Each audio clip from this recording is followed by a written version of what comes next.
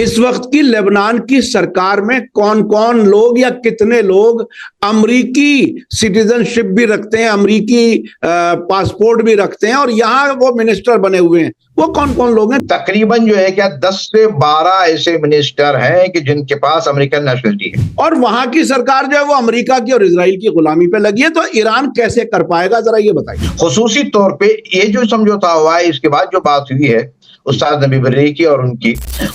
Hello, नमस्कार, आदाब। मैं हूं मोहम्मद अहमद काज़मी, लेकर आया हूं आपका पसंदीदा कार्यक्रम आपके रूबरू। मीडिया स्टार वर्ल्ड लगातार बहुत लोगों का कहना है कि वो काम कर रहा है जो बहुत मुश्किल से हो सकता है, लगातार आप तक खबरें पहुंचाना और साथ साथ कुछ जानकार लोगों से मुलाकातें कराना। नकली जानकार नहीं, जो सरकारों के जरिए बिठा दिए जाते हैं, खुफिया एजेंसियों के जरिए बिठा दिए जाते हैं बोलने के लिए ताकि उनकी पसंद का नैरेटिव बने, बल्कि वो जानकार जो वाकई ग्राउंड जीरो की मालूमात रखते हैं। आपने देखा जिस तरह से मैं ईरान से, लेबनान से, जहां से भी खबरें आती हैं वहीं से मैं जानकार लोगों की मुलाकात आपसे कराता हूं। कभी कभी कनाडा से और अमेरिका से, यूके से, मुख्तलिफ मुल्कों से मेहमानों को आपसे मेहमानों की मुलाकात कराता हूं। आज एक बार फिर हम अली बाकर आब्दी साहब से बात कर रहे हैं, जो बैरूत में रहते हैं एक लंबे अरसे से।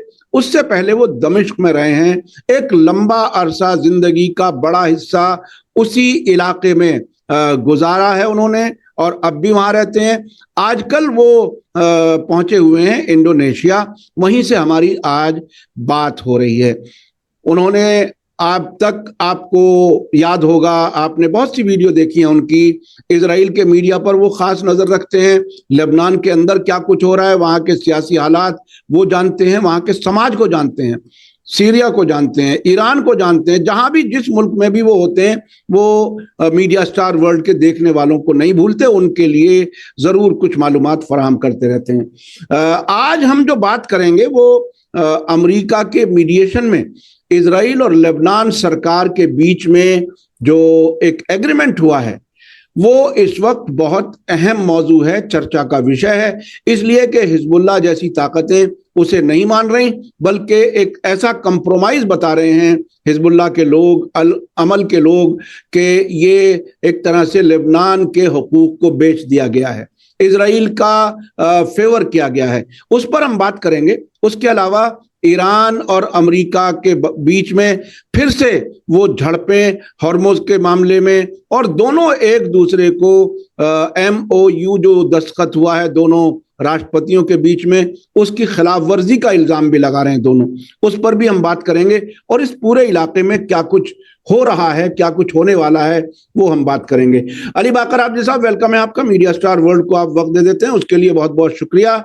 क्या कुछ है, क्योंकि आप लेबनान में रहते हैं, वहां की बिल्कुल बारीकी से पूरी सियासत को, समाज को अच्छी तरह से जानते हैं।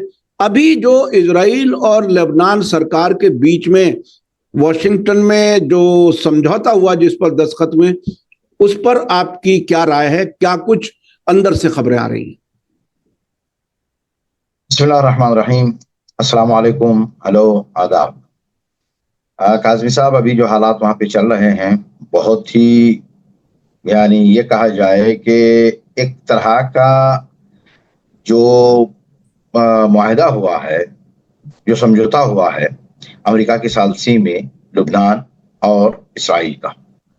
ये सबसे पहली बात तो ये है कि कानूनी एतबार से इसराइल के साथ डायरेक्ट बातचीत ये खुद एक जुर्म। चले, बहरहाल हुकूमत ने कर लिया, गवर्नमेंट ने कर लिया, यानी उसका मतलब प्रेसिडेंट और प्राइम मिनिस्टर का इसमें ज्यादा हाथ, और फॉरेन मिनिस्टर का, कि किस तरीके से इसराइल को बाकायदा तौर पे इस तरह से पेश किया जाए कि जैसे वो हमारा दुश्मन नहीं है। इस अंदाज में वहां की हुकूमत पेश आ रही है, जबकि उसको जो है क्या है 40-45 साल, बल्कि जो है क्या है 48 से 1948 से ये जो सिलसिले चले हैं, जो लुबनान के ऊपर मुसलसल जो है साउथ लुबनान पे इसराइल हमले करता रहा। ये यहूदी जो है क्या है और सयूनिज़्म फिक्र के लोग बाकायदा तौर पर हमले करते रहे और बहुत सारी जगहों को लेते रहे, फिर छोड़ते रहे, ये सिलसिले जारी व सारी रहे। लेकिन अभी जो सबसे बड़ी गलती वहां की हुकूमत ने की है काज़मी साहब, वो अमेरिका और ईरान के दरमियान जो मुआहदा हुआ और मुसलसल उसकी कोशिशें होती रही, उस मुआहदे में सबसे पहली बंद जो सबसे पहले शर्त जो रखी गई है, वो सबसे पहली शर्त यही है कि जंग बंदी होगी पूरी, यानी तमाम जबहे, यानी तमाम जितने भी एक्सेस ऑफ रेजिस्टेंस ग्रुप है उन सब पे, खुसूसी तौर पे लुबनान पे फौरी तौर पे जंग बंदी होगी। उसके बाद जहां तक इसराइली फौजें आई हैं वो सब पूरी जो है वापस जाएंगी बॉर्डर तक, और उन इलाकों को भी छोड़ देगी जो 5 इलाके पहले लिए हुए थे, वो सब पूरे के पूरे, और असीरों का तबादला होगा। ये सब पूरी बात हुई, और बाकायदा जो है लुबनान में जो तबाही मची हुई है उसके बारे में भी कि उसकी जो है कि तामीर नो का काम कौन करेगा, इस पे पूरी बात हो रही थी और बड़े अच्छे तरीके से चली है। और बाकायदा ईरान ने साबित भी किया इस चीज को। ईरान ने बाकायदा तौर पे साबित किया कि जब तक कि वहां की जंग नहीं रुकेगी हम टेबल पे नहीं बैठेंगे। लेकिन ये जो हुकूमत लाई गई शुरू हुई से, ये प्रेसिडेंट और ये प्राइम मिनिस्टर और ये फॉरेन मिनिस्टर और बाज लोग जो आए हैं, ये लोग शुरू ही से इस बात पे थे, यानी वो नहीं चाहते कि किसी तरीके से इज्जत व आबरू के साथ मुआहदा हो, ताकत व कुव्वत के साथ मुआहदा हो, ताकत व कुव्वत के साथ जो है क्या है बातचीत हो। तो इनका ये था कि जो कुछ भी है वो दिया जाए उसको। अभी जो ये मुआहदा हुआ है, जो समझौता हुआ है काज़मी साहब, इस समझौते में तो ये समझ लीजिएगा कि ये 1982 से या मसलन 1980 से ही समझ लें, यानी जब से इसराइल अंदर आया लुबनान के, और जब से लुबनान में तहरीक मुकावमत बनी और बाकायदा इसके खिलाफ जो है कार्रवाई शुरू हुई इसराइल के खिलाफ, इसराइल को निकालने की, उस वक्त से लेकर आज तक वो काम जो इसराइल न कर सका, न जंग में कर सका, न असलहे से कर सका, न अमेरिका कर सका, न कोई मुल्क कर सका, वो काम आसानी के साथ करके इस हुकूमत ने दिया है, इस जलील हुकूमत ने इसराइल को। ये जो समझौता हुआ, इस समझौते में लुबनान का कोई फायदा नहीं हुआ, बल्कि लुबनान को तस्लीम किया गया है, यानी दिया गया है कि भाई ये लुबनान की जमीन तुम ले लो और आराम से रहना। और जहां पे जिन इलाकों की बात इसराइल कर रहा है कि ये इलाके 2 गांव हमने छोड़ दिए लुबनानी फौज के लिए, असल वो गांव है जहां पे इसराइल दाखिल हुआ ही नहीं है, इसराइली फौजें गई नहीं वहां पे, इतनी हिम्मत ही नहीं थी उन इलाकों में जाती। और ये जो हुकूमत, जलील हुकूमत है, इसने उसको माना है। अब जब से ये मुआहदा हुआ है, ये मुआहदे से पहले में थोड़ी सी, वहां जो अम्बासडर है लुबनान की लेडी मुआवक, उसने तो हद पार कर दी, तमाम हदूद पार कर दी है काज़मी साहब।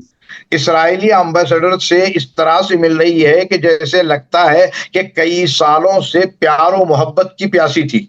ये अल्फाज कहने तो नहीं चाहिए, लेकिन जो उसकी फोटो आ गई है ना, ये नहीं कह रहा अंदर की बातें, उसकी जो फोटो आई हुई है इसराइली एम्बेसडर के साथ, लुबनानी एम्बेसडर लेडी का जो बर्ताव और मिलने का जो तरीका है, अफसोस के साथ कहना पड़ता है इस अंदाज में, यानी गोया ये कह रहे हैं कि हमें ये दुश्मन हमारा दोस्त है, हमारे अपने खुद लुबनानी दुश्मन है, ये पेश करना चाह रही है। और ये किया उन्होंने। और मुकावमत को, तहरीक के मुकावमत, जहां जहां भी मुजाहमत का तंजीमें पैदा हुई हैं काज़मी साहब, उसी वक्त पैदा होती हैं जब उनके मुल्क की जमीन हड़प ले कोई दूसरा मुल्क, और फौज में इतनी ताकत ना हो, और ना फौज इस तरह से हो कि वो पूरा दिफा कर सके, तो फिर जो है क्या है मुजाहमत का तंजीमें तैयार होती है और आगे बढ़ती है। आबिदी साहब, मैं आपको 1 मिनट के लिए रोक रहा हूं। बहुत ही अहम बात आपने कही कि लेबनान की एम्बेसडर ने इजराइल के एम्बेसडर से इस तरह से गले मिली जैसे उनकी मोहब्बत छलक रही हो बहुत ज्यादा, और अपने लोगों से दुश्मनी। देखिए, हर इंसान की अपनी अपनी सलाहियत होती है चीजों को समझने की। बॉडी लैंग्वेज जो है वो एक बहुत ही अहम पैगाम देती है, किस तरह से लोग बैठे हैं, किस तरह से बात हो रही है। मैंने जो महसूस किया वो जब मेज पर ये 3 लोग दस्तखत कर रहे हैं और मार्को रूबियो खड़े हैं और उनके और साथी वहां पर खड़े हैं, बिल्कुल तकरीबन ऐसी हालत देखी जैसे कोई पुलिस वाले कुछ मुलजमीन को गिरफ्तार करके और आंखों पे वो बांध करके और सबको ऐसे बिठा करके फोटो खिंचवाते हैं ना, तकरीबन ऐसे कैदियों की तरह से बैठे हुए दस्तखत कर रहे हैं यही मोहतरमा जिनका आप जिक्र कर रहे हैं। दूसरी बात जो मैं तवज्जो दिलाना चाहता हूं और आपसे सवाल के तौर पर कह रहा हूं, पूछ रहा हूं, इस वक्त की लेबनान की सरकार में कौन कौन लोग या कितने लोग अमरीकी सिटीजनशिप भी रखते हैं, अमरीकी पासपोर्ट भी रखते हैं और यहां वो मिनिस्टर बने हुए हैं? वो कौन कौन लोग हैं? कुछ अगर नाम आप बता सकें तो मुझे लगेगा बिल्कुल साफ पता चल जाएगा कि अमेरिका की इंपोर्टेड सरकार यहां पर बैठी है। काजमी साहब, पहले तो मैं आ जाऊं उसी बात पे, जैसे आपने कहा ना कि बिल्कुल ऐसे ही है कि जैसे जो है क्या है, पुलिस वाले खड़े हुए हैं, हाँ, करो दस्तखत, हाँ, और तुम्हें और कुछ कहना नहीं है और अब तुम्हें करना है, इस अंदाज। और सबसे बड़ी बात यह है काजमी साहब कि जब उस वक्त जो वक्त गया था लुबनान की तरफ से और इसराइल की तरफ से भी जो आए थे, उसमें दो तरह के लोग थे, पॉलिटिकल और मिलिट्री। मिलिट्री के जो थे उन्होंने साफ साफ इनकार कर दिया कि ये जो मुआहदा पे जा रहे हैं उस पे हम दस्तखत नहीं करेंगे। ये मुआहदे का मतलब ये है कि लुबनान को बेच देना, लुबनान को पूरी तरह से सरेंडर कर देना इसराइल के सामने, इस पे हम दस्तखत नहीं करेंगे।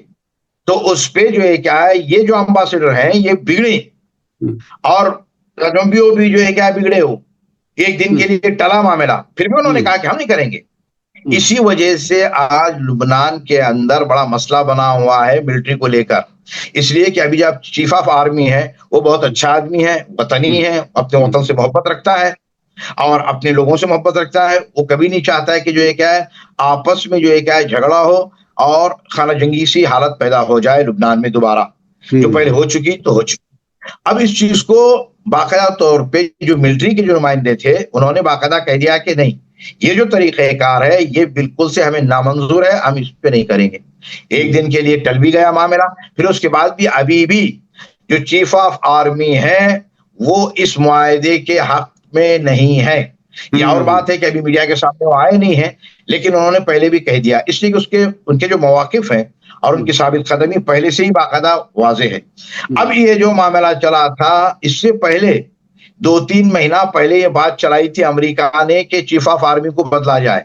देखिए ये किस तरह से काम करते हैं काज़मी साहब, ये पूरी तरह से ले आके किस किस तरीके से कहां से कौन से आदमी को कहां पे बिठाना है, कौन सा आदमी हमारे काम आएगा और किसको पोस्ट से हटानी है, किसको पोस्ट में लानी है, ये सब पूरा करते हैं।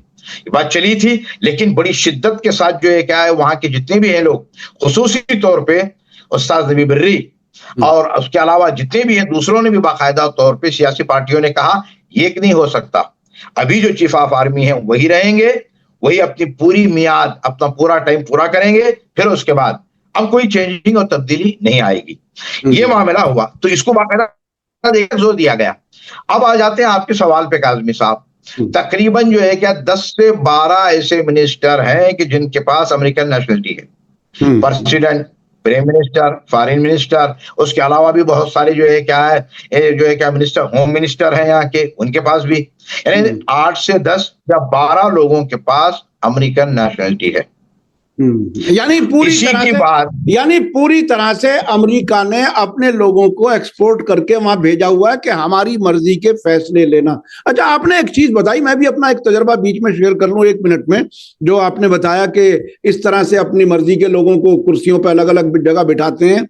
1998 में मैं खुद अमेरिका के डिपार्टमेंट ऑफ स्टेट के इन्विटेशन पर अमेरिका गया था। उसमें 7 मुल्कों के 14 गेस्ट थे। बाकायदा ये अमेरिकी एम्बेसी ने वो सब किया था, डिपार्टमेंट ऑफ स्टेट, वहां के विदेश मंत्रालय। उसमें पाकिस्तान के शाह महमूद कुरैशी भी थे और उनके बारे में मुझे पता चल गया था पहले से कि वो उनकी लाइन अमेरिका के साथ है, उनके तार कहीं जुड़े हुए हैं। और वो उस 3 हफ्ते के प्रोग्राम में कई बार नॉर्मल मीटिंगें छोड़ करके कहीं और गायब हो जाते और उनसे मैंने कभी कभी पूछता, और कुरैशी साहब आज कहाँ थे? अरे साहब वो वर्ल्ड बैंक में मेरी मुलाकात थी, मेरी मुलाकात कहीं और थी। इस तरह से जो बाद में फॉरेन मिनिस्टर बने पाकिस्तान में और 2 बार 3 बार बने, वो जाहिर है अमेरिका के चहीते थे, ऐसा हुआ। हमारे जो पाकिस्तान के दर्शक हैं जो देख रहे हैं इस वक्त, हमारे कई दर्शक हैं पाकिस्तान के, वो भी कमेंट में लिख सकते हैं कि शाह महमूद कुरैशी कितने प्रो अमेरिका रहे हैं और कितने उन्होंने खिदमत किया, और उन जैसे और बहुत से लोग होंगे। ये तो मेरा जाती तजर्बा है। अच्छा, अब थोड़ा सा आगे चलें। यानी अमेरिका ने अपने लोगों को वहां बिठाया हुआ है हुकूमत चलाने के लिए। अब एक ईरान की तरफ से जो बात हुई है मोहम्मद बाकर कालिबाफ की, जिसका आपने भी इशारा दिया, वो मजबूती से कह रहे हैं कि साहब हम लेबनान के साथ हैं और लेबनान की नेशनल इंटीग्रिटी सॉवरेनिटी को हम सपोर्ट करेंगे, और वहां की सरकार जो है वो अमेरिका की और इजराइल की गुलामी पे लगी है। तो ईरान कैसे कर पाएगा, जरा ये बताइए। जी, अब ये जो बात हुई है ना, जिसके लुबनान के जो स्पीकर हैं पार्लियामेंट के, उस्ताद नबी बर्री साहब की बात हुई है कालिबाफ साहब से, और उससे पहले अराक्ची साहब से भी बात हुई, फॉरेन मिनिस्टर से भी बात हुई टेलीफोन से। खुसूसी तौर पे ये जो समझौता हुआ है, इसके बाद जो बात हुई है उस्ताद नबी बर्री की और उनकी, उसके बाद साफ साफ कल भी बयान आया, और आज तो लुबनान के जितने भी न्यूज़पेपर हैं उसमें फ्रंट पेज पे उस्ताद नबी Barri speaker of parliament, लुबनानी parliament के बयान छपे हैं साफ साफ तौर पे। उन्होंने इस समझौते को किस तरह से देखा है, अब मैं उस पर बात कर लूं। उससे पहले अभी जो लुबनानी एम्बेसडर अमेरिका में है, उसकी नेशनलिटी भी अमेरिकन है, काज़मी साहब। ये देख लें, इस पे मैं आपको बताऊं। एक मिनट काज़मी साहब, हाँ, 1 महीना पहले, 1.5 महीना पहले, जब इन्होंने डायरेक्ट बात करनी शुरू की, तो अमेरिका के एक पुराने फौजी रिटायर्ड ऑफिसर और जर्नलिस्ट हैं, और उन्होंने कहा था ये अजीब बात है कि जो लोग जिस मुल्क की नुमाइंदगी कर रहे हैं उनके पास वहां की नेशनलिटी दोहरी है। यानी वो लोग बात कर रहे हैं इसमें, अभी जो इसराइल और लुबनान और अमेरिका में, यहाँ तो लुबनान है ही नहीं। यहाँ एक तरफ अमेरिका है, एक तरफ लुबनान, एक तरफ इसराइल है, लुबनान है कहाँ? फिर किसी ने पूछा कि ये जो गए हुए, कहा ये सब के सब अमेरिकन पास नेशनल है, ambassador American national, foreign minister American national, president, prime minister और बाकी जितने भी लोग, और जो एक है सेमून करम, ये सेमून करम जो एक है अम्बासडर रहा है पहले, वो भी अमेरिकन नेशनल है। और ये पूरी की पूरी लिस्ट खुद उस अमेरिकन रिटायर्ड ऑफिसर ने और जर्नलिस्ट ने बताया कि यहाँ पे तो लुबनान का वजूद ही नहीं है। जैसे उस वक्त इसराइलियों ने कहा था, किससे वफ्द से कहा था ना कि भाई तुम लोग आए हो तो तुम तो हमारे हो, वो लोग कहाँ हैं जिनसे हमें बात करनी है? जी जी जी जी, जिनको हम समझते हैं ये लुबनानी है, यही हाल ही है बिल्कुल से। ये बात अच्छा, एक चीज मुझे बीच में याद आ गई। बीच में अभी 1-2 हफ्ते पहले ट्रंप के कुछ बयानों से ऐसा जाहिर हुआ था कि अमेरिका ने हिजबुल्लाह से भी कोई बातचीत की है। जैसे अमेरिका की तरफ से ये इशारा भी आया कि वो हमास के भी राब्ते में है, और आपको याद होगा हूती अंसारुल्लाह से भी अमेरिका ने सीधे डील करके वहां से फरारी इख्तियार की थी रेड सी से। क्या हिजबुल्लाह के कुछ लोग अमेरिका के राब्ते में हैं या हो सकते हैं, या ट्रंप झूठ बोल रहे हैं? यहाँ पे 2 चीजें हैं काज़मी साहब। एक, डायरेक्ट तो राब्ते में नहीं है, वया हो सकता है, इसलिए कि अब उसको खुद भी पता है, ये तो जो है ना ट्रंप, ये बिजनेसमैन है काज़मी साहब। लोगों का ये समझना कि जो पॉलिटिकल है, पॉलिटिशियन है, ये गलत है। ये एक बिजनेसमैन है, इसको बिजनेस के लिए चलाना है। ये अपने अपने अच्छे आदमियों को जो है ये अपने बिजनेस के लिए और अपने काम के लिए इसको आगे बढ़ाना है, और ये आगे नहीं चलेगा। तो ये जो कुछ करेगा अपने फायदे के लिए बिजनेस के हवाले से, तो हो सकता है वया डायरेक्ट का मामला यहाँ पे नहीं है। तो जब वया मामला है तो फिर इसमें जो है क्या है, बाकायदा तौर पे कहा जा सकता है बात शुरू की होगी वया, लेकिन डायरेक्ट नहीं है।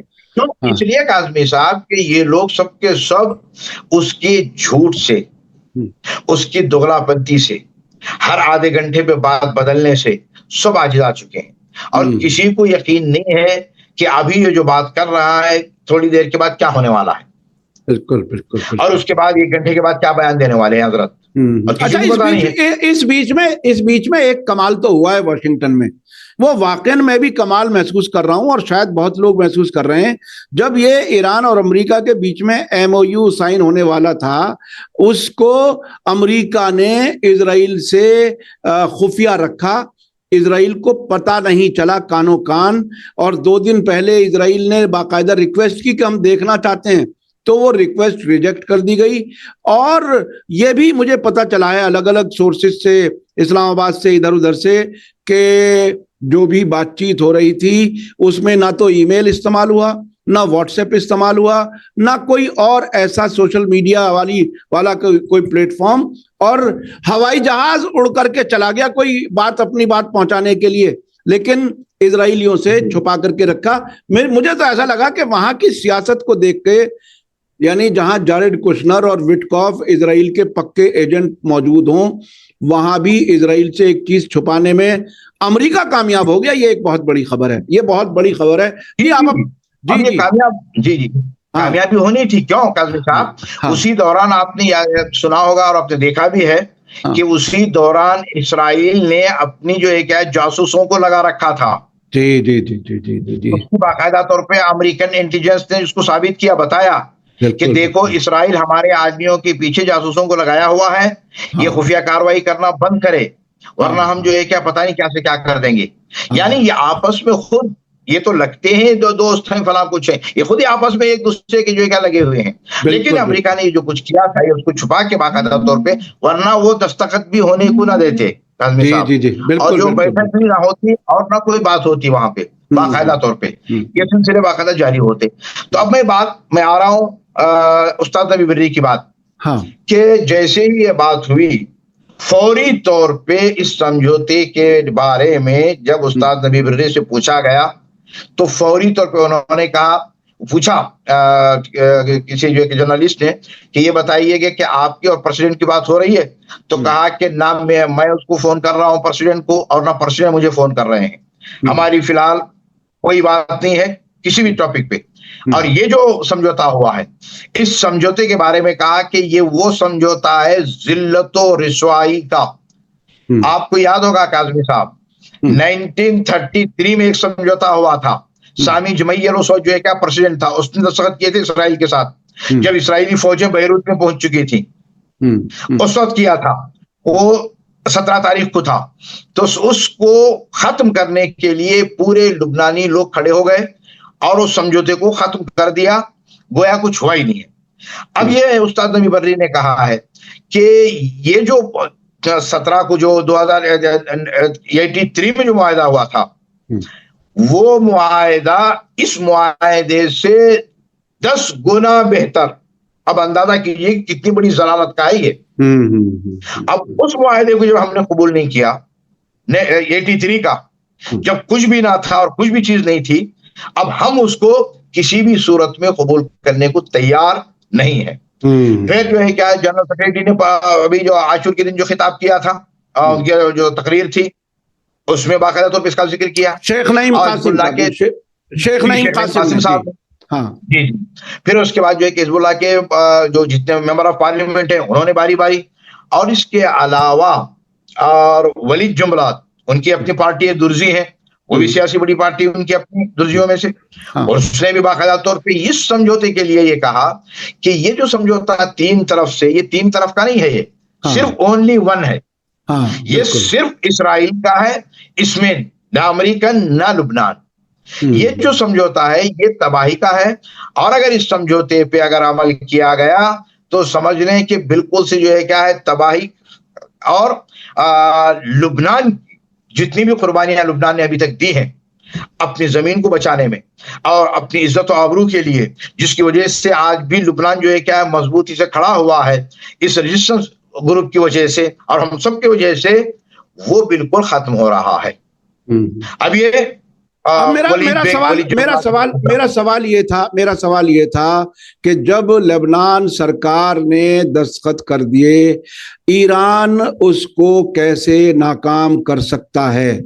ईरान जो कह रहा है कि हम लेबनान के साथ खड़े हैं, लेबनान सरकार इजराइल के साथ खड़ी है, तो ईरान क्या कर लेगा, कहां से करेगा, क्या होगा, ये तो बताइए जी। अब जो है ईरान क्या करेगा? ईरान बहुत कुछ कर सकता है काज़मी साहब। ईरान बेईमाना की जो है बजाते खुद ईरान को जो है दाखिल होने की जरूरत नहीं है उसमें। अब वहां पे खुद जो है माहौल ऐसा बना हुआ है लुबनान में, न कि सिर्फ शिया, सुन्नी, क्रिश्चियन, दुर्जी, सब के सब, इसलिए कि जिसमें भी जर्रा बराबर जमीर जिसका जाग रहा है वो इस समझौते को कभी कबूल नहीं करेगा।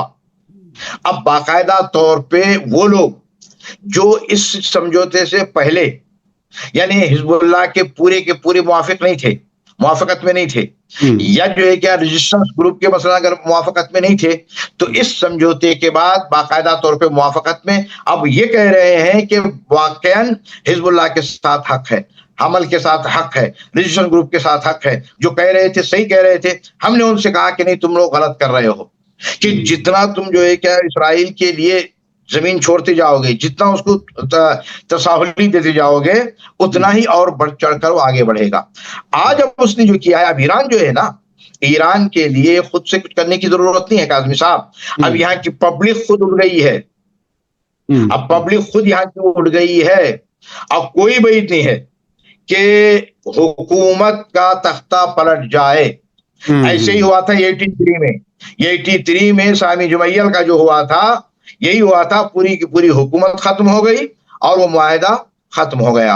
तो वो भी जो है क्या है, बाकायदा तौर पे ये बाकायदा पाया जाता है, एहतमाल पाया जाता है कि हुकूमत के खात्मे का भी एक है। और दूसरा, अब इस हुकूमत के खात्मे के लिए आया अमल और हिजबुल्लाह के जो मिनिस्टर हजरात या मेंबर ऑफ पार्लियामेंट है, अब वो लोग फौरी तौर पे अपनी हिमायत वापस ले लेंगे या कुछ अरसा टाइम दिया जाएगा।